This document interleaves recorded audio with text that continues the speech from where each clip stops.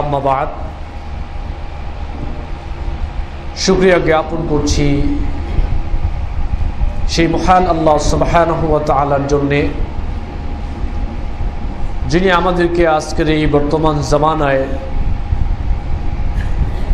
ফিতনা, ফাসাদ, অশান্তি, বিপর্যয় এত কিছুর মধ্যেও আল্লাহ রাব্বুল আলামিন প্রতি জুমআর মতো করে আজকেও আমাদেরকে জুমআর সালাতে আসার তৌফিক দিয়েছেন। এজন্য শুকরিয়া আদায় করছি, আলহামদুলিল্লাহ। দুরুদ এবং সালাম পেশ করছি বিশ্বনবী মুহাম্মদুর রাসূলুল্লাহ সাল্লাল্লাহু আলাইহি ওয়াসাল্লামের প্রতি। আজকে আমি যে বিষয়ে আলোচনা করব সেটা হলো আল্লাহর অস্তিত্বের ক্ষেত্রে তাওহীদ। আল্লাহ সুবহানাহু ওয়া তাআলার অস্তিত্বের ক্ষেত্রে আমাদের যে বিশ্বাস, যে একত্বের ঘোষণা আমাদেরকে দিতে হবে, এ বিষয় নিয়ে আজকে আমি আলোচনা করব ইনশাআল্লাহ। এ বিষয়ে কথা বলার পূর্বে সংক্ষিপ্ত আকারে দুইটা বিষয় নিয়ে আপনাদের সামনে কয়েকটা কথা বলতে হবে। সেটা হলো, বর্তমানে বাংলাদেশে যে অবস্থা চলছে, আমরা এটা বিশ্বাস করি যে বাংলাদেশ একটা শান্তিপ্রিয় দেশ, কিন্তু শান্তিপ্রিয় দেশের মধ্যে আজকে যে অশান্তির তৈরি হয়েছে, বিপর্যয় শুরু হয়েছে, যারাই এই কাজটা করেছে,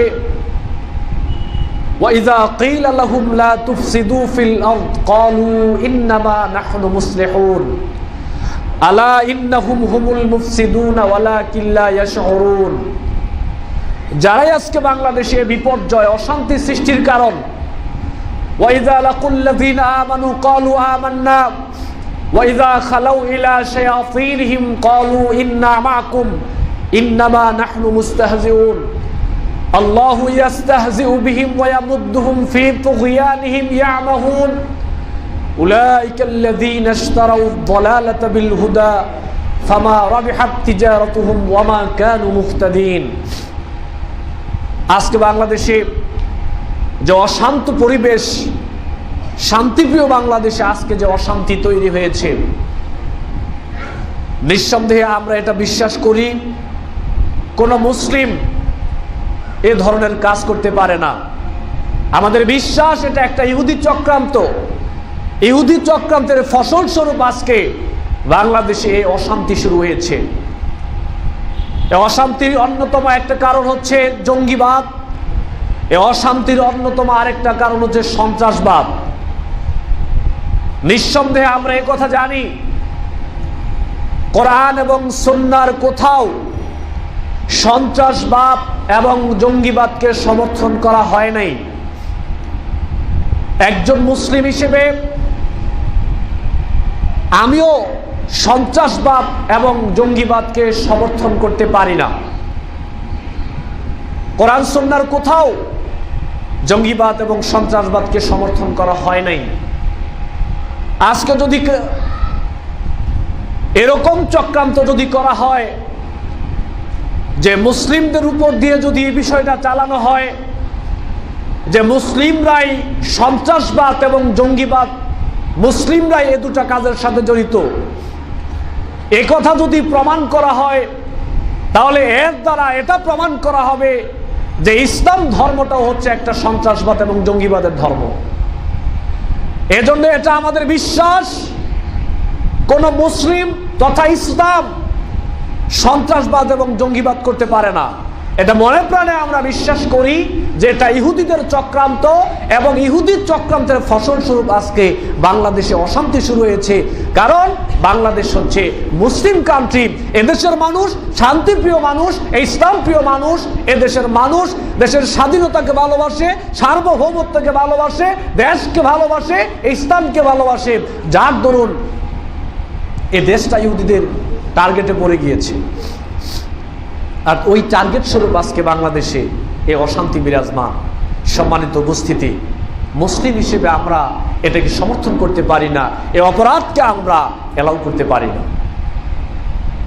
কিন্তু আজকে যারাই সন্ত্রাসবাদ এবং জঙ্গিবাদের সাথে জড়িত তাদেরকে লক্ষ্য করে আমরা আজকের খুতবা থেকে যে কথা বলতে চাই, যদি কোনো মুসলিম এই কাজটার সাথে জড়িত হয় তাহলে এই মুসলিমকে লক্ষ্য করে বলতে চাই, এই পথ এটা শান্তির পথ নয়, এই পথ এটা কল্যাণের পথ নয়। আজকে বাংলাদেশে কোনো মানুষ নিরাপদ নয়। ইসলামের নাম দিয়েও যদি, মুসলিম পরিচয় দিয়েও যদি এই কাজটা কেউ করে, আর ওই কাজের ফলস্বরূপ আজকে বাংলাদেশে কোনো মানুষ নিরাপদ নয়। কে কোন দল করে সেটা পরের ব্যাপার, যে কোনো দল করুক, যে কোনো ধর্মের অনুসারী হোক না কেন, বাংলাদেশের কোনো মানুষই এখন নিরাপদ নয় এই সন্ত্রাসবাদ এবং জঙ্গিবাদের কারণে। এজন্য এই কাজটার সাথে জড়িত আমরা তাদেরকে লক্ষ্য করে বলবো যে এই পথ কখনোই শান্তি দিতে পারে না, কল্যাণ বয়ে আনতে পারে না। ব্যক্তিগত জীবন, পারিবারিক জীবন, সামাজিক জীবন, রাষ্ট্রীয় জীবন, কোনো জায়গায় এই পন্থা কল্যাণ বয়ে আনতে পারে না। এজন্য যারা এই বিশ্বাসে বিশ্বাসিত এবং এই কর্মের সাথে জড়িত, আপনাদেরকে আমরা আহ্বান জানাচ্ছি, আপনারা এই পথ থেকে সরে আসুন। আজকে এই পথের কারণে, আপনাদের এই চিন্তার কারণে দেখা যাবে বাতিল শক্তি এখন আরো ইসলাম ধর্মকে ধ্বংস করার জন্য চেষ্টা করবে। ইস্যু হবে এই জঙ্গিবাদ এবং সন্ত্রাসবাদ। ওয়ালা ইউজিবান্নাকা রাহবুজ যিরাইনি বিদ্দিমাই ফাইন্না লাহু মিনাল্লাহি কাতিলা। মানুষকে অন্যায়ভাবে যারা হত্যা করে, সে যদি জঙ্গিবাদের নাম দিয়েও মানুষকে অন্যায়ভাবে হত্যা করে, সন্ত্রাসবাদের নাম দিয়েও যদি মানুষকে অন্যায়ভাবে হত্যা করে, বাইহাকি শরীফে আসছে রাসূল সাল্লাল্লাহু আলাইহি ওয়াসাল্লাম বলেন, ওই হত্যাকারীকে দেখে তোমরা ভয় পেও না, ওই সন্ত্রাসকে দেখে তোমরা ভয় পেও না, ওই খুনিকে দেখে তোমরা ভয় পাও না। তাকে দেখে ভয় পাওয়ার কারণ নাই। আল্লাহর পক্ষ থেকে ওই সন্ত্রাসের জন্য, ওই খুনির জন্য এমন একজন খুনি আল্লাহ রাব্বুল আলামিন প্রস্তুত করে রেখেছেন, যেই খুনি ওই সন্ত্রাসকে, ওই হত্যাকারীকে না মেরে ওই খুনি মারা যাবে না। তার মানে আপনি যদি কাউকে অন্যায়ভাবে হত্যা করেন, তাহলে আপনার জন্য আল্লাহর পক্ষ থেকে এমন একটা হত্যাকারী প্রস্তুত রয়েছে যে আপনাকে হত্যা না করে মারা যাবেন। এটা আল্লাহর বিচার। ইন্না আউওয়ালা মা ইউকদা বাইনান নাসি ফি দিমাই, বুখারী শরীফে আসছে কিয়ামতের মাঠে সর্বপ্রথম বিচার হবে মানুষকে অন্যায়ভাবে হত্যা করা। যারাই মানুষকে অন্যায়ভাবে হত্যা করেছে, এটা দাড়ি টুপি পরে হোক, পায়জামা পাঞ্জাবি জুব্বা পরে হোক, আর সাধারণ বেশে হোক, নরমাল মানুষ হোক, দায়িত্বশীল হোক, যে কোনো মানুষ মানুষকে যদি অন্যায়ভাবে হত্যা করে, তাহলে পরকালে তাকে কঠিনভাবে শাস্তির আওতায় আনা হবে। সর্বপ্রথম বিচার হবে মানুষকে অন্যায়ভাবে হত্যা করা। সুতরাং আমরা বলবো, সন্ত্রাসবাদের সাথে যারা জড়িত রয়েছেন, জঙ্গিবাদের সাথে যারা জড়িত রয়েছেন, আপনারা এই পথ, এই পদ্ধতি, এই পন্থা থেকে আপনারা সরে আসুন। এই পথ, এই পন্থা, এই পদ্ধতি কখনোই কল্যাণ বয়ে আনতে পারে না। আল্লাহ রাব্বুল আলামিন আমাদেরকে সঠিক বুঝদান করুন, আমিন। আর রাষ্ট্রশক্তির কাছে আমরা আহ্বান করব, যারা অপরাধী তাদের বিচার হোক, তাদের শাস্তি হোক, কিন্তু নিরপরাধ কোনো মানুষের উপর যেন কোনো জুলুম না হয়, এটা ভালো করে খেয়াল রাখতে হবে। নিরপরাধ মানুষের প্রতি যেন কোনো শাস্তি চাপিয়ে দেওয়া না হয়, এটাও আমাকে খেয়াল রাখতে হবে।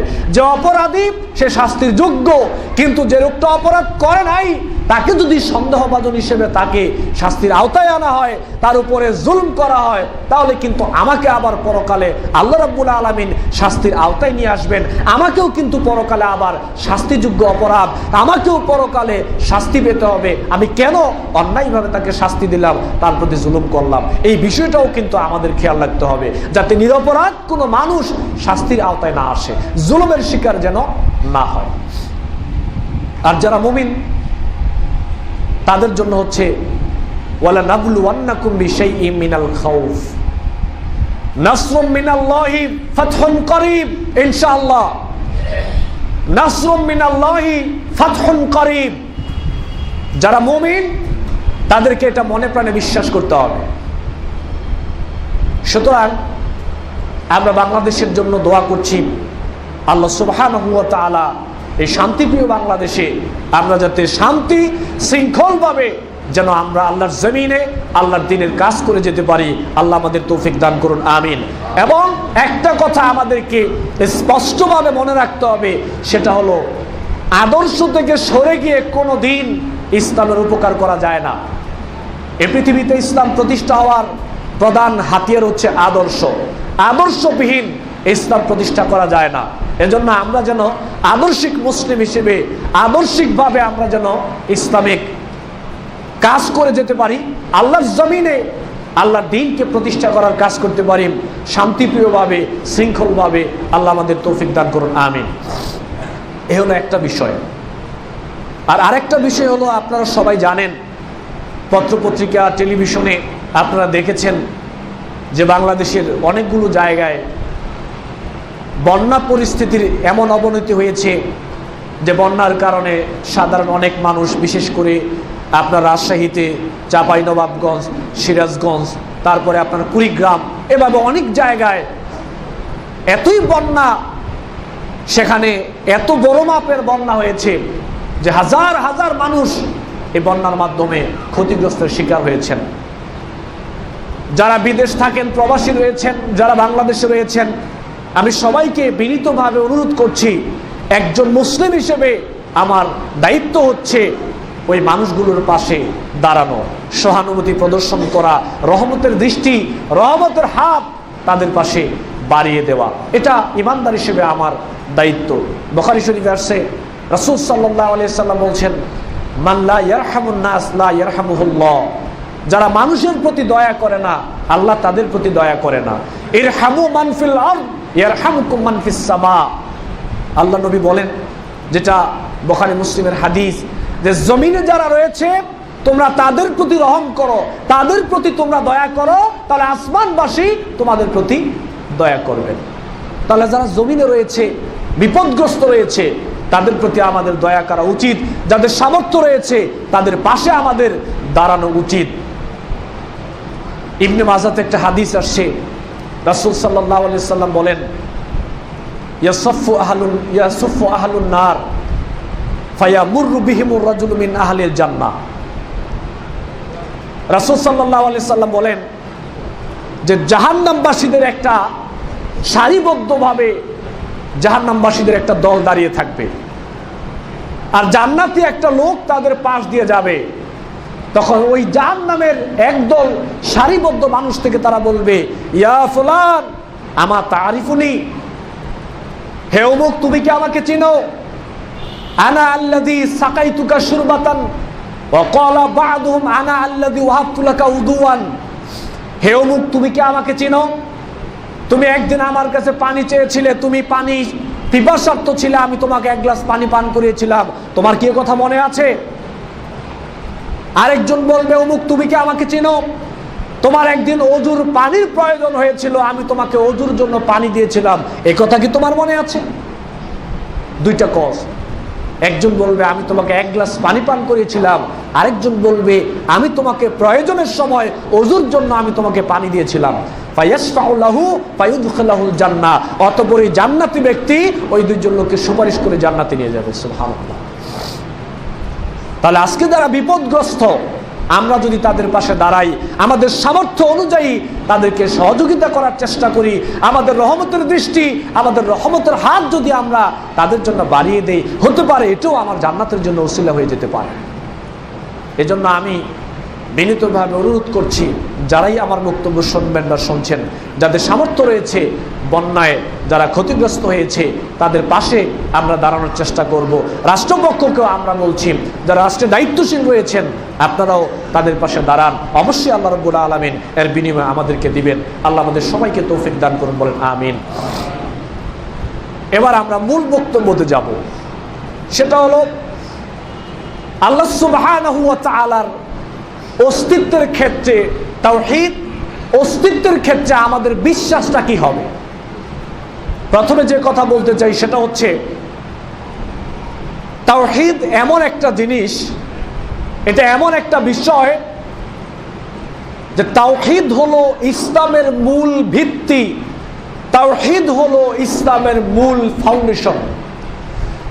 যে মূল ভিত্তি, ফাউন্ডেশন ছাড়া ইসলাম সম্পর্কে কল্পনাই করা যায় না। এই যে বিল্ডিংটা আপনারা দাঁড় করালেন, এই বিল্ডিং এত সুন্দর করে করলেন, এই বিল্ডিং এর মূল ভিত্তি এটা যদি মজবুত না হয়, এটা যদি আপনি ভালোভাবে না করেন, তাহলে কিন্তু বিল্ডিং দাঁড়াবে না, বা বিল্ডিংটা যদি দাঁড়ায় বিল্ডিংটা ভেঙে যাবে। ইসলাম হচ্ছে একটা বিল্ডিং, এই ইসলামের বিল্ডিং এর মূল ভিত্তি হচ্ছে তাওহীদ। এই তাওহীদ যদি মজবুতভাবে আমরা বুঝতে না পারি, দাঁড় করাতে না পারি, এই তাওহীদ যদি আমরা মজবুতভাবে বিশ্বাসিত না হতে পারে, তাহলে ইসলামটাও এই বিল্ডিং এর মতোই হবে, ভালোভাবে দাঁড়াবে না, যদি তাওহীদ জিনিসটা আমরা না বুঝি। তাওহীদ এমন একটা মূল্যবান বিষয় যে তাওহীদের কারণে কিন্তু পৃথিবী ধ্বংস হচ্ছে না। তাওহীদ এমন একটা বিষয় যে তাওহীদের কারণে পৃথিবী ধ্বংস হচ্ছে না। মুসলিম শরীফে একটা হাদিস আসছে, রাসূল সাল্লাল্লাহু আলাইহি সাল্লাম বলেছেন, লা তাকুমুস সাআতু হাত্তা লা ইউকালা ফিল আরদি আল্লাহ আল্লাহ, লা তাকুমুস সাআতু হাত্তা লা ইউকালা ফিল আরদি লা ইলাহা ইল্লাল্লাহ। কিয়ামতের অসংখ্য আলামত প্রকাশিত হয়েছে, মনে হচ্ছে যেন কিয়ামত আর বেশি দেরি নাই, কিয়ামত হয়ে যাবে। কিন্তু আরেকটা দিকে যদি আমরা তাকাই, তাহলে মনে হয় যে কিয়ামত অনেক দূরে। মুহাম্মদ সাল্লাল্লাহু আলাইহি সাল্লাম বলছেন, এই পৃথিবী ততদিন পর্যন্ত ধ্বংস হবে না যতদিন পর্যন্ত আল্লাহর জমিনে একজন তাওহীদবাদী মানুষ থাকবে। একজন মানুষও যদি তাওহীদবাদী থাকে, ততদিন পর্যন্ত পৃথিবী ধ্বংস হবে না।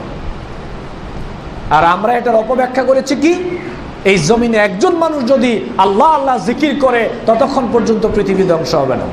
আমরা এটা অপব্যাখ্যা করলাম। আল্লাহ নবীর বক্তব্য হচ্ছে, তাওহীদবাদী একজন মানুষ যদি পৃথিবীতে থাকে, ততদিন পর্যন্ত পৃথিবী ধ্বংস হবে না। কেন হবে না? তাওহীদের মর্যাদা দিয়েছেন রাসূল সাল্লাল্লাহু আলাইহি ওয়াসাল্লাম, তাওহীদবাদী মানুষের মর্যাদা দিয়েছেন রাসূল সাল্লাল্লাহু আলাইহি ওয়াসাল্লাম। তাওহীদের মর্যাদা কতটুকু? মুসা আলাইহিস সালাতু ওয়াস সালাম যখন ওনাকে তাওরাত দান করা হয়, তখন তিনি আল্লাহকে বলেছিলেন যে, আল্লাহ আমাকে এমন একটা দোয়া শিক্ষা দেন যার মাধ্যমে আমি আপনাকে ডাকবো। আল্লাহ রাব্বুল আলামিন বললেন হাদিসে কুদসি যে, তোমাকে একটা দোয়া শিক্ষা দিলাম, লা ইলাহা ইল্লাল্লাহ। এই তাওহীদের মূল বাণী হচ্ছে লা ইলাহা ইল্লাল্লাহ। এটা হচ্ছে তাওহীদের বাণী, এটি তাওহীদ। তো মুসা আলাইহিস সালামকে যখন আল্লাহ বললেন যে লা ইলাহা ইল্লাল্লাহ, এটার মাধ্যমে তুমি আমাকে ডাকবে, দোয়া করবে, জিকির আজকার করবে। আবার মুসা আলাইহিস সালাম বলল যে, আল্লাহ এটা তো পরিচিত বাক্য, সবাই তো এর মাধ্যমে আপনাকে ডাকে, দোয়া করে, আমাকে একটা এক্সেপশনাল একটা দোয়া শিক্ষা দেন যেটার মাধ্যমে শুধু আমি আপনাকে ডাকবো, আর কেউ না। তখন আল্লাহ রাব্বুল আলামিন বললেন যে, মুসা এই আসমান এবং আসমানবাসীতে যা রয়েছে, এই 7 সমুদ্র সাগর এর তলদেশে যা রয়েছে, সারা পৃথিবীতে যা রয়েছে, সমস্ত কিছুকে যদি এক পাল্লায় রাখা হয়, আর বাকি যদি লা ইলাহা ইল্লাল্লাহকে আরেক পাল্লায় রাখা হয়, তাহলে সমস্ত পৃথিবীর তুলনায় এই লা ইলাহা ইল্লাল্লাহর ওজনটা বেশি হয়ে যাবে। সুবহানাল্লাহ। সারা পৃথিবীতে যা কিছু আছে, সমস্ত কিছু যদি এক পাল্লায় রাখা হয়, আর লা ইলাহা ইল্লাল্লাহ ছোট্ট একটা বাক্য যদি এক পাল্লায় রাখা হয়, তাহলে এই লা ইলাহা ইল্লাল্লাহ তাওহীদের বাণীর ওজন বেশি হবে। কেন? এটা তো ছোট্ট একটা বাক্য, তাহলে ওজন এত কেন?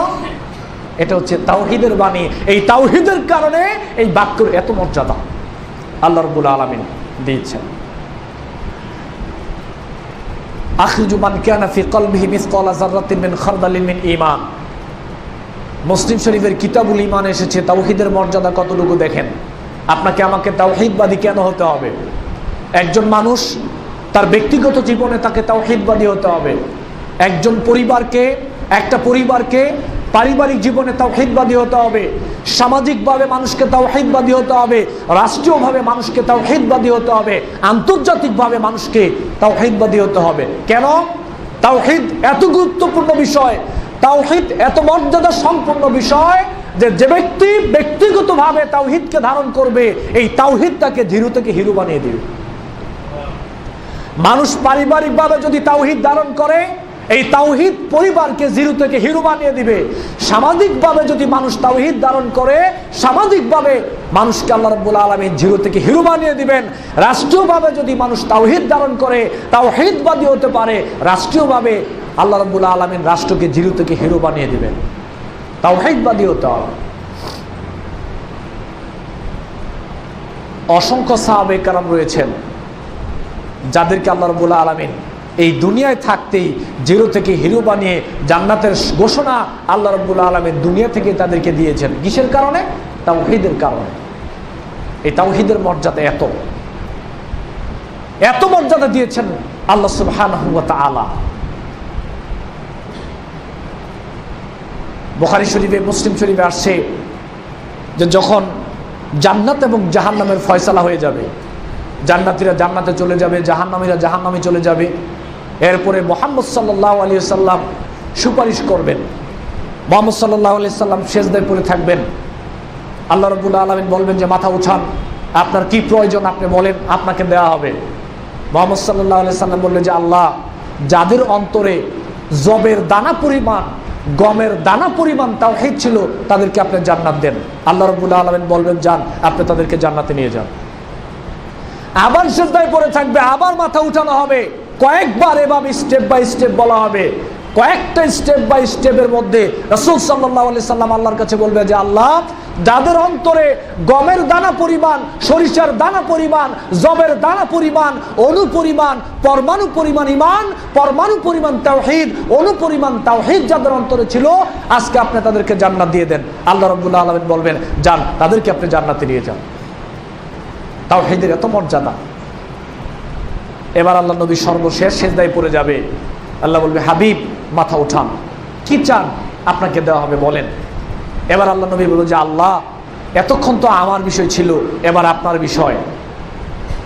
যারা দুনিয়ায় থাকতে শুধুমাত্র লা ইলাহা ইল্লাল্লাহ এই তাওহীদের বাণীতে যারা বিশ্বাসী ছিল, আপনি আজকে তাদেরকে জান্নাত দিয়ে দেন। আল্লাহ রাব্বুল আলামিন বলবে নবী, এটা আপনার ব্যাপার না, এটা আমার ব্যাপার। আমি আল্লাহ, আমি আমার ইজ্জতের কসম করে বলছি, যারা দুনিয়ায় থাকতে শুধুমাত্র লা ইলাহা ইল্লাল্লাহ এই তাওহীদের বাণীতে যারা বিশ্বাসী ছিল, আমি আল্লাহ আজকে তাদের সবাইকে জান্নাত দিয়ে দিলাম। সুবহানাল্লাহ। তাওহীদের এত মর্যাদা দিয়েছেন আল্লাহ সুবহানাহু ওয়া তাআলা। এজন্য এই তাওহীদ সম্পর্কে যদি আমাদের কনসেপ্টটা ক্লিয়ার না হয়, তাহলে কিন্তু মর্যাদা এবং সম্মানের অধিকারী হওয়া যাবে না। আল্লাহ সুবহানাহু ওয়া তাআলা পবিত্র কোরআনুল কারীমে সূরা ইখলাসে ঘোষণা করেছেন, কুল হুয়াল্লাহু আহাদ, আল্লাহুস সামাদ, লাম ইয়ালিদ ওয়া লাম ইউলাদ ওয়া লাম ইয়াকুল লাহু কুফুয়ান আহাদ। এটা হলো তাওহীদের পরিচয়। আল্লাহ সুবহানাহু ওয়া তাআলা এই সূরা ইখলাসের মধ্যে আল্লাহ রাব্বুল আলামিনের মহিমা, গুণগান, পরিচয় আল্লাহ সুবহানাহু ওয়া তাআলা এখানে তুলে ধরেছেন। দেখেন,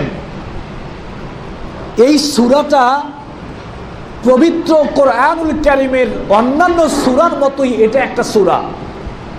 এর থেকে আরো একটা সূরা, ছোট্ট সূরা কাউসার রয়েছে, কিন্তু সূরা ইখলাস ছোট্ট একটা সূরা, কিন্তু এই সূরাটার মর্যাদা কতটুকু দিয়েছেন আল্লাহ রাব্বুল আলামিন দেখেন।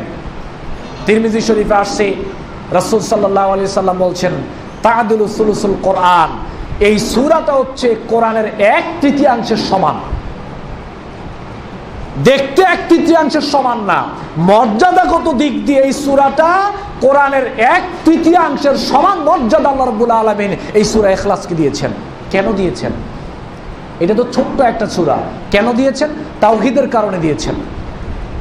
এই সূরার মধ্যে তাওহীদের কথা, তাওহীদের পরিচয়, আল্লাহর পরিচয়, আল্লাহর মহিমা, আল্লাহর গুণগান আল্লাহ রাব্বুল আলামিন এই সূরাতে করেছেন বিদায় আল্লাহ রাব্বুল আলামিন এই সূরাকে এত মর্যাদা দিয়েছেন।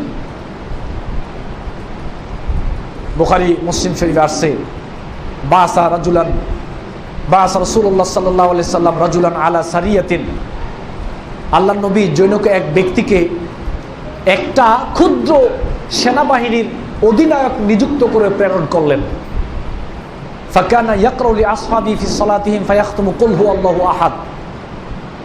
ওই লোকটা সেখানে যতবার সালাতের ইমামতি করেছেন, প্রত্যেকটা সালাতের মধ্যেই, প্রত্যেকটা রাকাতেই তিনি সূরা ইখলাস, কুল হুয়াল্লাহু আহাদ, এটা দিয়ে তিনি সালাত শেষ করতেন, রাকাত শেষ করতেন। ফালাম্মা রাজাউ যাকারু যালিকা লিরাসূলিল্লাহ সাল্লাল্লাহু আলাইহি সাল্লাম, অতঃপর তারা যখন ওইখান থেকে ফিরে আসলেন, আল্লাহর নবীর কাছে আসার পরে এই ঘটনাটা তারা আল্লাহর নবীর কাছে উল্লেখ করলেন যে ইয়া রাসূলুল্লাহ, তিনি কেউ প্রত্যেকটা সালাতেই এই কুল হুয়াল্লাহ দিয়ে শেষ করতেন।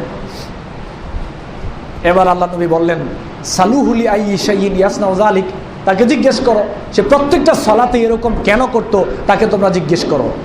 ফাসালুহু, তাকে যখন তারা জিজ্ঞেস করলো, সে বলল লিআন্না সিফাতুর রহমান ফাআনা উহিব্বু আন আকরা বিহা। তাকে জিজ্ঞেস করা হলো, তুমি কেন এরকম করতা, প্রত্যেকটা রাকাতেই তুমি কুল হুয়াল্লাহ দিয়ে কেন রাকাত শেষ করতা? সে লোকটা বলল যে এই সূরার মধ্যে আল্লাহ রাব্বুল আলামিন আল্লাহর নিজের গুণগান বর্ণনা করেছেন, মহিমা বর্ণনা করেছেন, আল্লাহর পরিচয় আল্লাহ রাব্বুল আলামিন এই সূরার মধ্যে তুলে ধরেছেন, যার দরুন আমি এই সূরাকে ভালোবাসি। আর আমি প্রত্যেকটা রাকাতেই এই সূরাটা পড়তাম, এজন্য আমি এই সূরাটাকে ভালোবাসি। কেন ভালোবাসি? এই সূরাটা আল্লাহর পরিচয়, আল্লাহর মহিমা, আল্লাহর গুণগান আল্লাহ বর্ণনা করেছেন বিদায় তাওহীদের কথা এই সূরাতে রয়েছে। আর আমি ভালোবাসি, এই সূরাটাকে ভালোবেসেই আমি প্রত্যেকটা রাকাতে এটা পড়তাম। রাসূল সাল্লাল্লাহু আলাইহি সাল্লাম বললেন, আখবিরুহু আন্নাল্লাহা ইউহিব্বুহু। রাসূল সাল্লাল্লাহু আলাইহি সাল্লাম তাকে তৎক্ষণাৎ ঘোষণা দিয়ে বললেন, তাকে জানিয়ে দাও যেহেতু আল্লাহকে সে ভালোবাসে, আল্লাহর পরিচয়, আল্লাহর গুণগান, আল্লাহর মহিমা, তাওহীদ এখানে যে বর্ণিত হয়েছে, আর ওই কারণে সেই সূরাকে ভালোবাসে। আল্লাহ রাব্বুল আলামিন আমাকে জানিয়েছে, তোমরা তাকে জানিয়ে দাও আল্লাহ রাব্বুল আলামিন তাকে ভালোবাসেন। সুবহানাল্লাহ। তাওহীদের কারণে ছোট্ট একটা সূরা, এত মর্যাদা, সাহাবী আল্লাহর ভালোবাসা অর্জন করেছেন কেন? এই তাওহীদের কারণে। সম্মানিত উপস্থিতি, তাওহীদের অনেক মর্যাদা রয়েছে, কিন্তু আমরা যদি তাওহীদবাদী না হতে পারি তাহলে সেই মর্যাদার অধিকারী আমরা হতে পারবো না। এজন্য তাওহীদকে বোঝানোর জন্য কয়েকটা ভাগে ভাগ করা হয়েছে। আমি সময় সাপেক্ষে সে কথাগুলো আপনাদের সামনে নিয়ে আসব, কিন্তু আজকে বলবো একটা ব্যাপার, সেটা হলো আল্লাহর অস্তিত্বের ক্ষেত্রে আমাদেরকে তাওহীদবাদী হতে হবে কিভাবে। সংক্ষিপ্ত আকারে বলব। দেখেন, আল্লাহ রাব্বুল আলামিন বলছেন কুল হুয়াল্লাহু আহাদ। আল্লাহ হচ্ছেন একক, এক, অদ্বিতীয়। আল্লাহ সুবহানাহু ওয়া তাআলা এক ও একক, অদ্বিতীয়। আল্লাহুস সামাদ, আল্লাহ কারো মুখাপেক্ষী নন, সবাই হচ্ছে আমরা আল্লাহর মুখাপেক্ষী। লাম ইয়ালিদ ওয়া লাম ইউলাদ, আল্লাহ সুবহানাহু ওয়া তাআলা কাউকে জন্ম দেননি, আল্লাহ রাব্বুল আলামিন কারো থেকে জন্ম নেননি।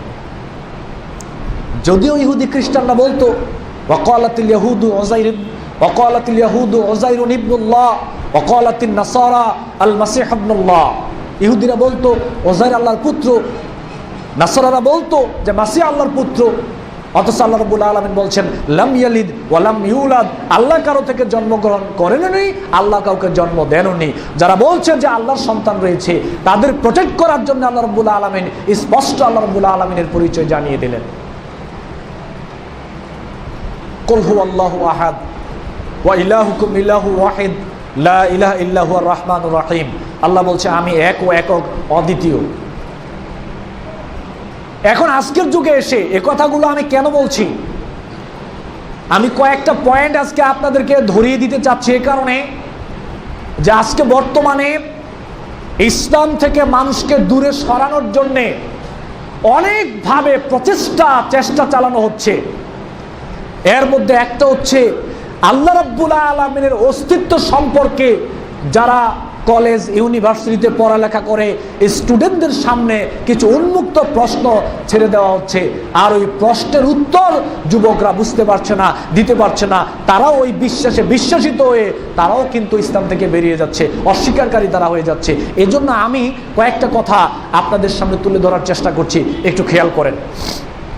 আল্লাহ বলছে আমি আল্লাহ একক, একক। কিন্তু আজকে বর্তমানে বা পিছনেও ছিল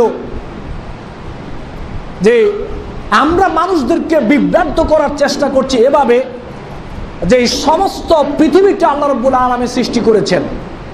এবার শয়তান আমাদের ভিতরে একটা প্রশ্ন ঢুকিয়ে দিল, তাহলে আল্লাহকে কে সৃষ্টি করেছেন?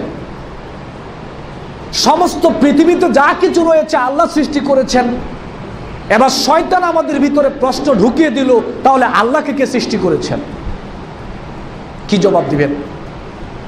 যার ভিতরে কোরআন হাদিসের জ্ঞান নাই, কলেজে পড়ে, স্কুলে পড়ে, তারপরে ভার্সিটিতে পড়ে, অনেক টিচার রয়েছেন, সেখানে ছেলে মেয়েদেরকে এভাবে প্রশ্ন ছড়িয়ে দিচ্ছেন যে তোমরা যে আল্লাহর কথা বলছো, বলো তো এই আল্লাহকে কে সৃষ্টি করেছেন? এবার সে কি উত্তর দিবে? কি উত্তর দিবে? মুসলিম শরীফের একটা হাদিস, প্রথমে হাদিসের কথা বলে পরে কয়েকটা যুক্তি দিব। রাসূল সাল্লাল্লাহু আলাইহি সাল্লাম বলেন, লা ইয়াতাসাআলুন নাস, মানুষ লা ইয়াজালুন নাস ইয়াতাসাআলুনা, মানুষ পরস্পর কথা বলতে থাকে, পরস্পর যুক্তি তর্ক বিতর্কে মানুষ লিপ্ত হয়। লাম্মা খালাকাল্লাহুল খালকা ফামান খালাকাল্লাহ, এক পর্যায়ে মানুষ বলে এটা আল্লাহ সৃষ্টি করেছেন, এটা আল্লাহ সৃষ্টি করেছেন, এটা আল্লাহ সৃষ্টি করেছেন, কাজা ওয়া কাজা, এগুলো আল্লাহ সৃষ্টি করেছেন। শেষ পর্যায়ে বলে উঠে, আচ্ছা তাহলে আল্লাহ কি কে সৃষ্টি করেছেন? আল্লাহ নবী বলছেন, এই প্রশ্ন যদি তোমাদেরকে কেউ করে বা তোমাদের মাথায় যদি এই চিন্তাটা আসে, তখন তোমরা বলবে আমানতু বিল্লাহি ওয়া রাসূলিহি ফামান ওয়াজাদা মিন যালিকা শাইআন। এরকম কোন প্রশ্ন যদি তোমাদের মাথায় ঢোকে বা তোমাদেরকে কেউ বলে, তখন তোমরা বলবে আমানতু বিল্লাহি ওয়া রাসূলিহি, আমরা আল্লাহ এবং তার রাসূলের প্রতি ঈমান আনয়ন করলাম। এই প্রশ্ন কেউ করলেই প্রথমে আপনি এটা বললেন যে আমি আল্লাহর প্রতি ঈমান এনেছি, রাসূলের প্রতি ঈমান এনেছি। তাহলে এটা হলো হাদিসের প্রতি আমল এই প্রশ্নের ক্ষেত্রে।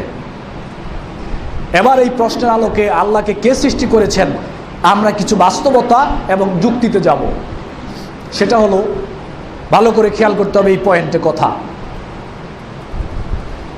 সমস্ত পৃথিবীতে যা কিছু রয়েছে, আদম আলাইহিস সালাম থেকে শুরু করে আজ পর্যন্ত যত কিছু পৃথিবীতে সৃষ্টি করা হয়েছে, আবিষ্কার করা হয়েছে, সমস্ত কিছুর বেলায় আল্লাহ রাব্বুল আলামিন বলেছেন এই সমস্ত কিছুকে আমি সৃষ্টি করেছি।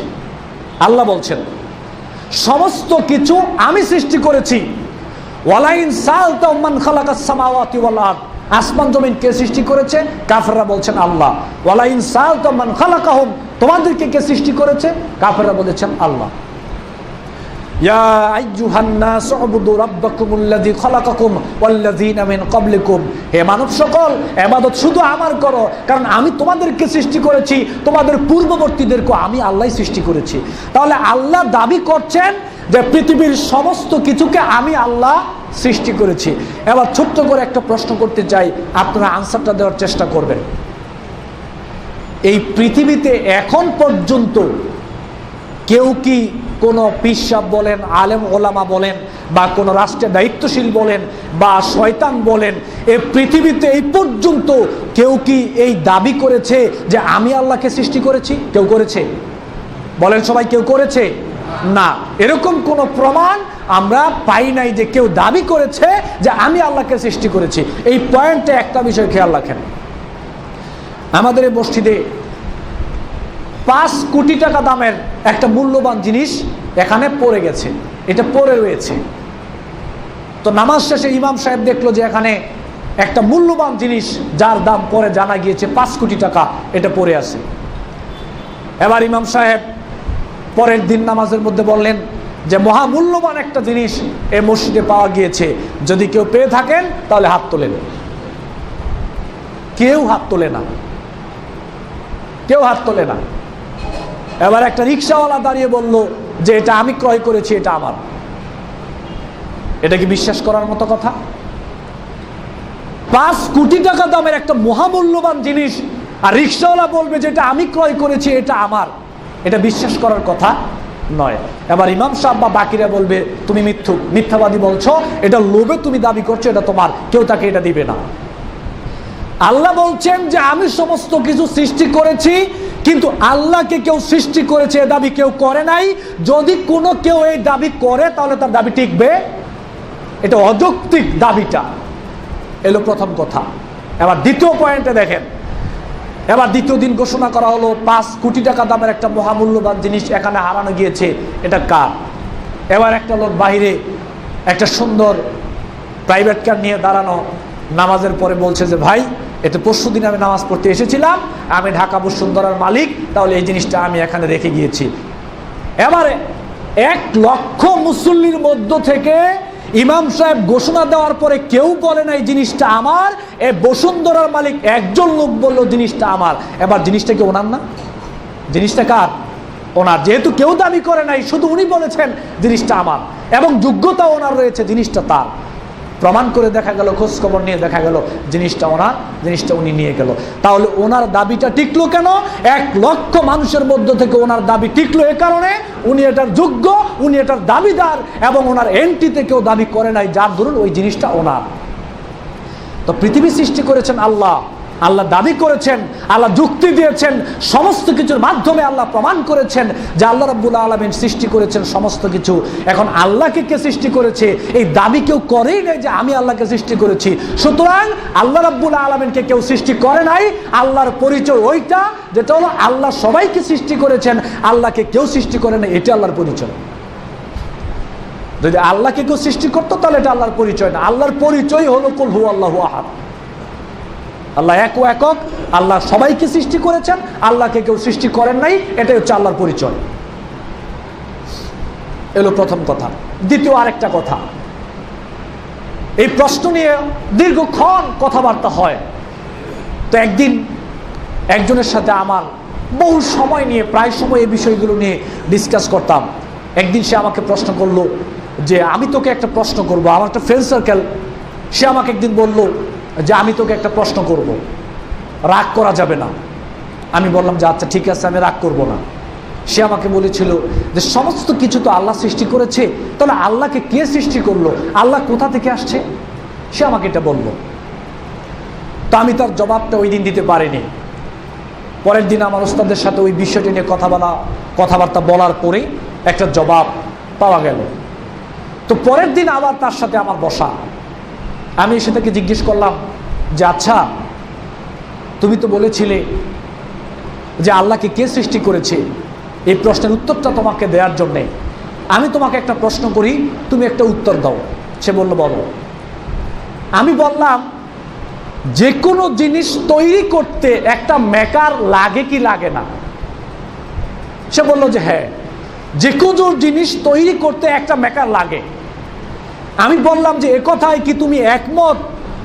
যে কোনো জিনিস তৈরি করতে একটা মেকার লাগে, মেকার ছাড়া কোনো জিনিস এমনিতে তৈরি হয় না, একথায় কি তুমি একমত? সে বলল হ্যাঁ, আমি একথায় একমত। আমি বললাম তাহলে তোমাকে এই কথার উপর অবিচল থাকতে হবে যে যে কোনো জিনিস তৈরি করতে একটা মেকার লাগে, এই উত্তরের প্রতি তোমাকে অবিচল থাকতে হবে। সে বলল আচ্ছা ঠিক আছে, আমি এই উত্তরে অবিচল থাকবো। তাহলে আবার তোমার প্রশ্নের উত্তর ধরলাম যে যুক্তির খাতিরে বললাম, তার কথার জবাবে ধরলাম যে প্রথম আসমানে আল্লাহ, ধরলাম যুক্তির খাতিরে। তাহলে প্রশ্ন থেকে যায় যে প্রথম আসমানের ওনাকে কে সৃষ্টি করলো? তাহলে আনসারটা হবে যে ওনার সৃষ্টিকারক আরেকজন দ্বিতীয় আসমান। তাহলে আবার প্রশ্ন থেকে যায় দ্বিতীয় জনকে কে করলো? উত্তরটা আসবে আরেকজন রয়েছে তৃতীয় জন। আবার প্রশ্ন চলে আসে তৃতীয় জনকে কে সৃষ্টি করলো, আবার উত্তর আসবে চতুর্থ জন। এভাবে যেতে যেতে একজনের পরে যেতে যেতে যেতে যেতে আমি তাকে বললাম যে একজন কি ঠেকবে কি ঠেকবে না? সে বলছে যে হ্যাঁ, একজন এভাবে গিয়ে ঠেকবে। আমি বললাম যেটা ঠেকবে ওইটাই হচ্ছেন আল্লাহ, ওইটাই আল্লাহ। যেহেতু সে বলেছে যে কোনো জিনিস তৈরি করতে একটা মেকার লাগে, তাহলে আমি বললাম এভাবে যেতে যেতে মেকার তৈরি করতে করতে একজন যিনি গিয়ে ঠেকবেন তিনি হচ্ছেন আল্লাহ। কুল হুয়াল্লাহু আহাদ। আজ পর্যন্ত ওই বিষয়ে আমার সাথে কথা বলেনি, আজ পর্যন্ত না। তাহলে আল্লাহকে কে সৃষ্টি করেছে? আল্লাহ হচ্ছেন তিনি, যাকে কেউ সৃষ্টি করেনি, সবাইকে সৃষ্টি করেছেন তিনি হচ্ছেন আল্লাহ। এটাই হচ্ছে আল্লাহর পরিচয়। এই প্রশ্নগুলো আজকে কলেজ ইউনিভার্সিটির ছেলে মেয়েদের ব্রেনে ঢুকিয়ে দেওয়া হচ্ছে, আর তারা ইসলাম থেকে ডাইভার্ট হয়ে যাচ্ছে, ইসলাম থেকে তারা সরে যাচ্ছে। এক পর্যায়ে এভাবে চিন্তা করতে করতে এক পর্যায়ে চিন্তা করে যে আল্লাহ যদি সবাইকে সৃষ্টি করেই থাকে, আল্লাহ এত দয়াশীল, এত রহমশীল, তাহলে আল্লাহ আমাদেরকে নামাজ রোজা করতে বললেন কেন? ভালো কাজ করতে বললেন কেন?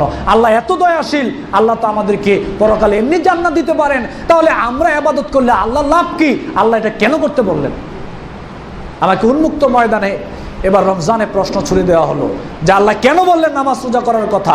আল্লাহর দরকার কি? আল্লাহর প্রয়োজন কি? আমরা ইবাদত করলে আল্লাহর লাভ কি? তো আমি বললাম যে ভাই দেখো, আল্লাহ রাব্বুল আলামিন আমাদেরকে যে বিধান দিয়েছেন, একটা বিধানও আল্লাহ রাব্বুল আলামিন নিজের জন্য দেন নাই। আল্লাহ সব বিধান দিয়েছেন মানুষের প্রয়োজনে। আল্লাহর কোনো প্রয়োজন নাই। আপনি ইবাদত করলেও আল্লাহর কোনো সমস্যা নাই, ইবাদত না করলেও আল্লাহর কোনো সমস্যা নাই। আপনি ইবাদত করলেও আল্লাহর কোনো লাভ নাই, না করলেও আল্লাহর কোনো লাভ নাই। আল্লাহ সুবহানাহু ওয়া তাআলা আমাদেরকে যা কিছু করতে বলেছেন এটা আমাদের কল্যাণের জন্যই করতে বলেছেন। ইসলামের যতগুলো বিধান রয়েছে প্রত্যেকটা বিধানের দুইটা কল্যাণ, একটা হচ্ছে দুনিয়াবী কল্যাণ আর একটা হচ্ছে পরকালীন কল্যাণ। এবার আল্লাহ যে আমাদেরকে বললেন আল্লাহর ইবাদত করার জন্য, ভালো কাজ করার জন্য, এটা আল্লাহ কেন বললেন? একটা জিনিস খেয়াল করেন। আমি তাকে বললাম যে তোমার পিতা, সে তোমার পরিবারের উপার্জন, ভরণ পোষণ সমস্ত কিছু ওই লোকটা করে, তোমাদের দেখাশোনা, ঘর বাড়ি সমস্ত কিছু হচ্ছে তোমার পিতার। এবার আমি তাকে বললাম তোমার পরিবার চলে কার কথায়? বললো আমার পিতার কথায়। আমি বললাম তোমার পিতার কথায় চলবে কেন? তোমার পরিবার তোমার কথায় চলুক। বললো যে না, আমার পিতা তো এটা মানবে না। আমি বললাম কেন মানবে না? বললো যে আমার পিতা যে ভরণ পোষণ করে, এই বাড়ি জমির মালিক সব কিছু আমার পিতা, তো স্বাভাবিকভাবে পরিবার তো পিতার কথাই চলতে হবে, আমার কথা তো পিতা মানবে না। আমি বললাম এটা দুইটা কারণ। পিতার কথায় পরিবার চলবে, পিতার কথায় সন্তান চলবে, পিতার কথা মতো সংসার চলবে, এটা দুইটা কারণ। একটা হচ্ছে পিতা যেহেতু সমস্ত কিছুর মালিক, পিতা যেহেতু সমস্ত কিছুর ভরণ পোষণ সব কিছু পিতা করছেন, স্বাভাবিক যুক্তি তাই বলে পরিবারটা পিতার কথায় চলবে। আরেকটা কারণ হচ্ছে যদি পিতার কথায় পরিবার না চলে তাহলে পরিবারে বিশৃঙ্খলা লেগে যাবে। তো আমিও তাকে বললাম তদ্রুপ আল্লাহ সুবহানাহু ওয়া তাআলা এই সমস্ত কিছু আল্লাহ রাব্বুল আলামিন সৃষ্টি করেছেন। আমাদের সৃষ্টিকর্তা আল্লাহ, জমিন আসমান পৃথিবীর সমস্ত কিছুর সৃষ্টিকর্তা হচ্ছেন আল্লাহ। আমাদের খাওয়াচ্ছেন, পড়াচ্ছেন, সমস্ত কিছু করছেন আল্লাহ। তো স্বাভাবিকভাবে কি এটা আল্লাহর কথায় চলবে না? আমরা কি আল্লাহর কথায় চলবো না? অবশ্যই আমরা আল্লাহর কথায় চলবো। পিতা যদি সন্তানের কথায় চলতে বাধ্য হয়, সন্তান যদি পিতার কথায় চলতে বাধ্য হয়, তো যেই আল্লাহ সমস্ত কিছু করছেন, আল্লাহর সৃষ্টিও আল্লাহর কথায় চলতে বাধ্য হয়। আর আরেকটা হচ্ছে যদি আল্লাহর কথা মতো আমরা কেউ না চলি তাহলে জমিনে বিশৃঙ্খলা লেগে যাবে, অশান্তি শুরু হয়ে যাবে। আজকে যিনি রাষ্ট্রপ্রধান, রাষ্ট্র যদি ওনার কথা মতো না চলে, রাষ্ট্রপ্রধানের কথা মতো যদি রাষ্ট্রের মানুষগুলো না চলে, তাহলে রাষ্ট্রের মধ্যে বিশৃঙ্খলা শুরু হয়ে যাবে। তদ্রুপ সমস্ত পৃথিবীটা হচ্ছে একটা রাষ্ট্রের মতো, সমস্ত পৃথিবীর মানুষ সৃষ্টি যদি আল্লাহর কথা মতো না চলে, তো জমিনেও ফিতনা ফাসাদ, বিশৃঙ্খলা লেগে যাবে, যেটা আজকে আমরা দেখতে পাচ্ছি। সবাই যদি আল্লাহর কথা মতো চলতাম, দুনিয়াতে আজকে এত বিশৃঙ্খলা হয় না। কেউ আল্লাহর কথা মতো চলতে চায়, কেউ পরিবারের কথা মতো চলে, কেউ রাষ্ট্রের কথা মতো চলে, কেউ আপনার দায়িত্বশীলের কথা মতো চলে, কেউ পীর সাহেবের কথা মতো চলে, কেউ আলেমের কথা মতো চলে।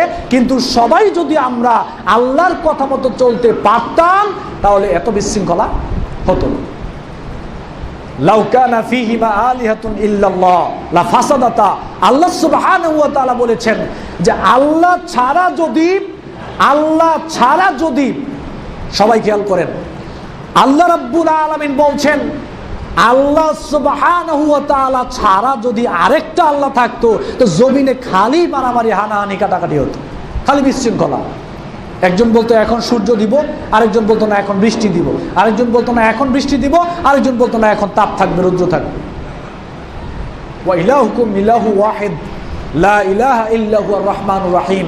আল্লাহ সুবহানাহু ওয়া তাআলা বলেছেন যে আমি আল্লাহ হচ্ছি একক, আসমান এবং জমিনে আমি আল্লাহর একক কর্তৃত্ব, আধিপত্য চলবে, আমি আল্লাহ সুবহানাহু ওয়া তাআলা।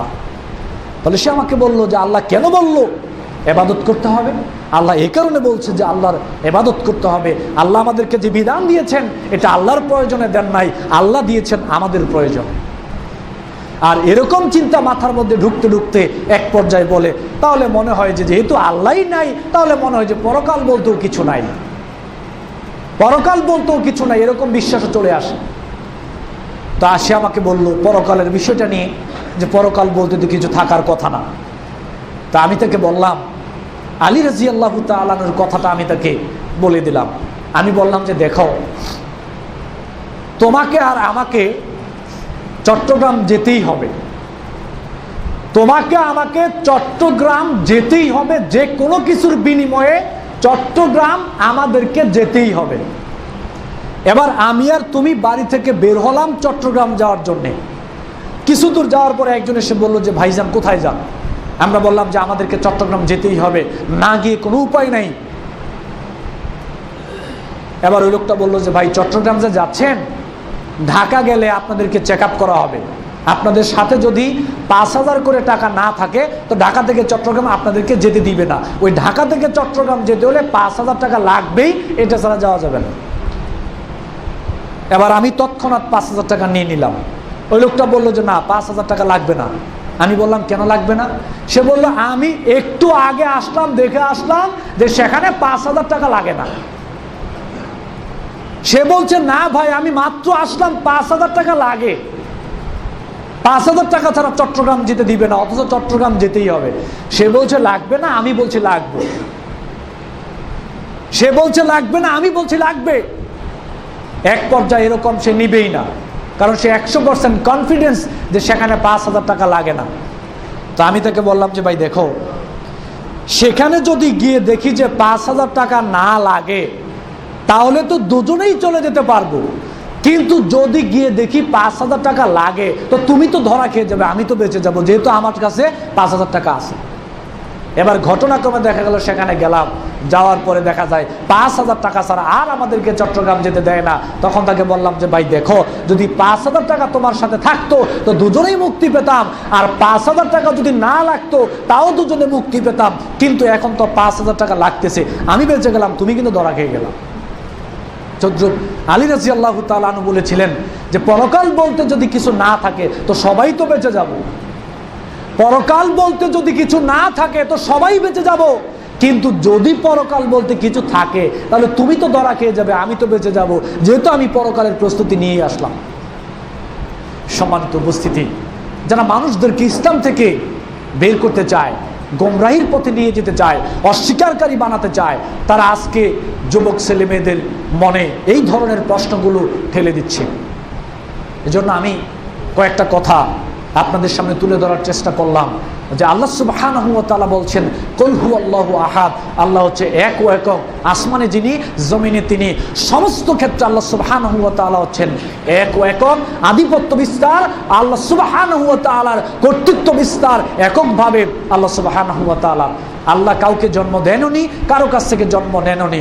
আল্লাহ সমস্ত কিছু, সব কিছু আল্লাহ সৃষ্টি করেছেন, আল্লাহকে কেউ সৃষ্টি করেন নাই। এটাই হচ্ছে আল্লাহর পরিচয়, এবং এভাবেই করে আল্লাহর অস্তিত্বের ক্ষেত্রে আমাদেরকে বিশ্বাসী হতে হবে, তাওহীদবাদী হতে হবে। আসুন আমরা সবাই মিলে চেষ্টা করি তাওহীদবাদী হওয়ার। তাওহীদবাদী মানুষের বর্তমান জমিনে বড় বেশি প্রয়োজন। মানুষ তাওহীদ বুঝে না।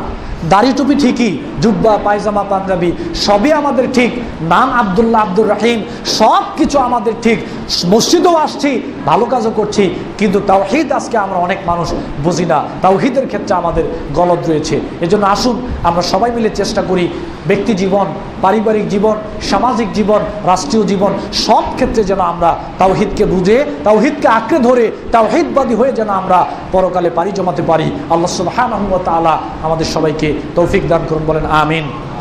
সর্বশেষ আহ্বান জানাচ্ছি, দোয়া করছি বাংলাদেশের আজকের এই ক্লান্তি লগ্নে যে পরিবেশ শুরু হয়েছে, বাংলাদেশে আজকে শুধুমাত্র সাধারণ মানুষ ক্ষতিগ্রস্ত নয়, যারা সন্ত্রাসবাদ, যারা জঙ্গিবাদের সাথে জড়িত, যারাই এই অপরাধের সাথে জড়িত, তাদেরকে ভালো করে এই জিনিসটা বুঝতে হবে যে আমাদের কারণে আজকে বাংলাদেশে ব্যক্তি ক্ষতিগ্রস্ত হচ্ছে, পরিবার ক্ষতিগ্রস্ত হচ্ছে, সমাজ ক্ষতিগ্রস্ত হচ্ছে, রাষ্ট্র ক্ষতিগ্রস্ত হচ্ছে, এমনকি ইসলাম ক্ষতিগ্রস্ত হচ্ছে, মাদ্রাসা মসজিদ ক্ষতিগ্রস্ত হচ্ছে। এজন্য বিনীতভাবে অনুরোধ করছি, এই চিন্তা ভাবনা যাদের মাথায় রয়েছে, আপনারা এই পন্থা পদ্ধতি ছেড়ে দিয়ে আল্লাহর জমিনে আল্লাহর দিনটাকে বুঝে শৃঙ্খলভাবে, শান্তিপ্রিয় বাংলাদেশে শান্তিপ্রিয়ভাবে, শৃঙ্খলভাবে মুসলিমরা যাতে ঐক্যবদ্ধ হয়ে আল্লাহর জমিনে আল্লাহর দিনের কাজ করে যেতে পারি। আল্লাহ সুবহানাহু ওয়া তাআলা আমাদের সবাইকে সেই তৌফিক দান করুন। আমিন। ওয়া আখিরু দাওয়ানা আলহামদুলিল্লাহি রাব্বিল আলামিন।